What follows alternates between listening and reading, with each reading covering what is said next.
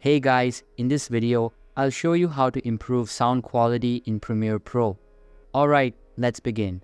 First of all, open the Premiere Pro app on your PC and make sure it is updated to the latest version available.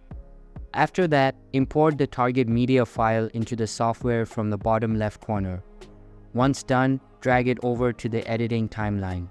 Once done, highlight your audio clip and go over to Essential Sound in the audio section at the top. If you don't see it, you can activate it by going over to the Window tab and selecting it from the drop-down menu. Under Essential Sound, click on Dialogue, then expand the preset drop-down and select Podcast Voice. Then under Enhanced Speech, change mix amount to 1.1. Once done, save the file and you're good to go. So that's basically how you can improve sound quality in Premiere Pro. And that's it for this video. If you find this helpful, consider subscribing and giving this a big thumbs up. Thanks.